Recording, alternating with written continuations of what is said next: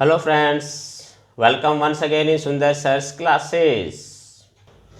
Friends, आज के इस लेसन में हम कुछ और एडवांस इंग्लिश स्ट्रक्चर के बारे में जानेंगे कि किस प्रकार से सामान्य बोलचाल में प्रयोग होने वाले हिंदी के कुछ वाक्यों को इंग्लिश में कौन सी फ्रेज के अंतर्गत हम इनको ट्रांसलेट करते हैं, किस प्रकार से हमने इन ऐसे हिंदी के वाक्यों को हम इंग्लिश में किस प्रकार से बदल सकते हैं और हम अपनी स्पोकन इंग्लिश को किस प्रकार से और इम्प्रूव कर सकते हैं। अगर अभी तक आपने मेरे इस चैनल को सब्सक्राइब नहीं किया है तो प्लीज़ इसे सब्सक्राइब कर लीजिए, इसे शेयर भी कीजिए, अच्छा लगे तो लाइक भी कीजिए। किसी प्रकार की प्रॉब्लम है कोई है तो उसे आप कमेंट के ज़रिए मुझ तक पहुंचा सकते हैं। तो लीजिए, आज जो हम फ्रेजेस का यूज़ करना सीख रहे हैं वो फ्रेज में हम सबसे पहले जो ले रहे हैं वो है हमारी ऐसा न हो कि। जैसे हम ऐसा न हो कि, जैसे एग्जाम्पल के तौर पर ऐसा न हो कि वह आ जाए, या ऐसा न हो कि वह फेल हो जाए। और भी हो सकता है ऐसा न हो कि ऐसा न हो कि गाड़ी छूट जाए। तो ऐसे कुछ हमारे ये जो सेंटेंस होते हैं हिंदी में हम अक्सर बोलते हैं आम बोलचाल की भाषा में, तो इनको हम इंग्लिश में ट्रांसलेट करेंगे कैसे, किस स्ट्रक्चर के तहत हम इन्हें ट्रांसलेट करेंगे। तो इसकी जो स्ट्रक्चर होती है वो क्या होती है। इसमें जो बेसिकली यूज होता है ऐसा न हो कि, उसमें होता है लेस्ट शुड।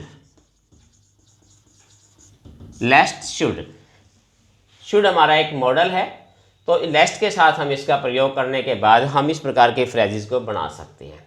जैसे ऐसा न हो कि वह आ जाए, लेस्ट ही शुड कम। ऐसा न हो कि वह फेल हो जाए, लेस्ट he should fail।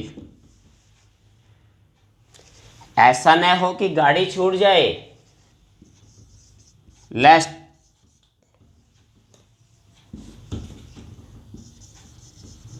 you miss the train।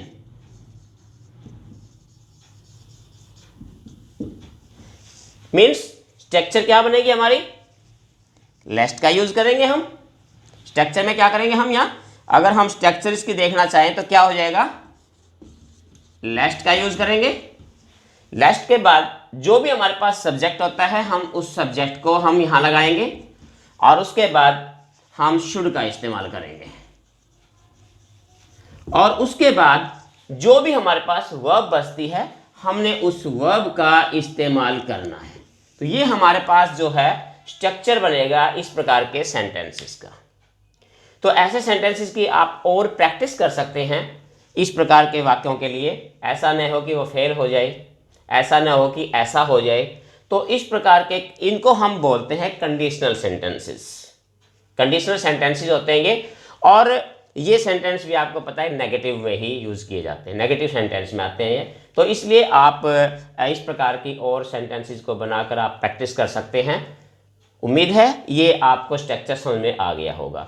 इसके साथ हम आगे जोड़ सकते हैं, जैसे हम कोई भी अगर हमें सेंटेंस जोड़ना हो ना तो हम इस सेंटेंस को आगे भी जोड़ सकते हैं। जैसे मान कह सकते हैं कि जल्दी करो ऐसा न है कि वह आ जाए, जल्दी चलो ऐसा ना हो कि गाड़ी छूट जाए, मेहनत करो ऐसा ना हो कि फेल हो जाए। तो इस प्रकार के जो हमारा दूसरा पार्ट होता है उस पार्ट को आप आगे सेंटेंस के जोड़ सकते हैं। जैसे work hard लेस्ट you should fail, walk fast लेस्ट you should miss the train. तो इसका मतलब क्या है कि जब हम दो प्रकार के दो सेंटेंसेस को अगर हम इस प्रकार से जोड़े कंडीशनल सेंटेंस में, तो जो फर्स्ट पार्ट अगर हम है तो वो इस स्ट्रक्चर के आगे हम उस सेंटेंस को लिख सकते हैं, क्योंकि वो जो पार्ट होता है हमारा वो हमारा इंपेरेटिव सेंटेंस का होता है। जल्दी करो, मेहनत करो, यानी इस प्रकार के जो होते हैं हमारे पास ये इंपेरेटिव सेंटेंस होते हैं, तो उसको हम इसके आगे जोड़ सकते हैं। तो इस प्रकार के पूरा सेंटेंस भी हम बना सकते हैं। फ्रेंड्स, नेक्स्ट जो हम फ्रेज ले रहे हैं, जो हमारा हिंदी की जो फ्रेज है, जो हम आमतौर जो बोलचाल में इस्तेमाल करते हैं, वो वाक्य है हमारा जैसे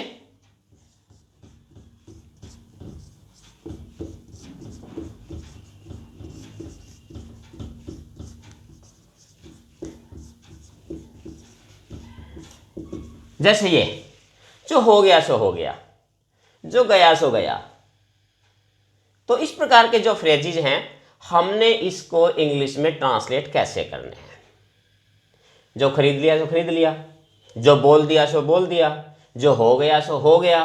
तो कहने का मतलब है इस प्रकार के जो सेंटेंस होते हैं उसके लिए हमने इंग्लिश में कौन सी फ्रेज का इस्तेमाल करेंगे और उसके लिए किस एडवांस स्ट्रक्चर का हम यूज करेंगे।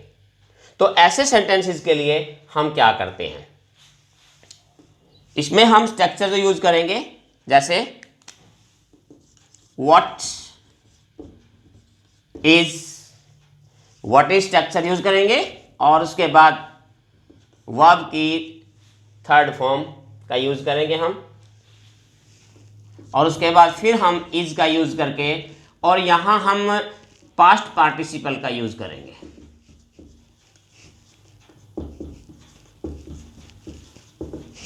ये इसके अंदर स्ट्रक्चर हम प्रयोग में करेंगे। इस प्रकार के स्ट्रक्चर हम सेंटेंस को बनाने में यूज करेंगे। तो देखिए इसके एग्जाम्पल ले लेते हैं हम कि कौन कौन से एग्जाम्पल हम इस प्रकार के सेंटेंसेस में कर सकते हैं। जो बीत गया सो बीत गया, जो बोल दिया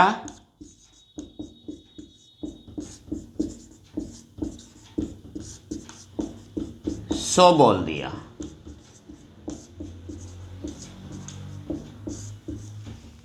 जो हो गया सो हो गया, ये भी इसमें। तो इसको हमने अब देखिए स्ट्रक्चर के हिसाब से, जैसे हमने लेना इसमें व्हाट इज, यहां बोलेंगे हम व्हाट इज। अब यहां है इसमें जो हो गया, इसमें हम इस वर्ब को लेते हैं, हो जाना। तो व्हाट इज डन, फिर सेंटेंस के साथ में what is done is done, what is done is done, जो हो गया सो हो गया। जैसे जो बीत गया सो बीत गया, what is past is past, जो गया सो गया। नेक्स्ट सेंटेंस में जैसे जो बोल दिया सो बोल दिया, what is spoken is spoken. तो ये सिंपल, वेरी सिंपल। देखिए देखने में हमें लगता है पता नहीं इसका हम किस प्रकार से ट्रांसलेट कर पाएंगे, लेकिन जैसे जैसे हमने इन एग्जांपल्स को किया एक बड़ा आसान सा हमें लगने लगा, वाह ये तो काफ़ी आसान काम है।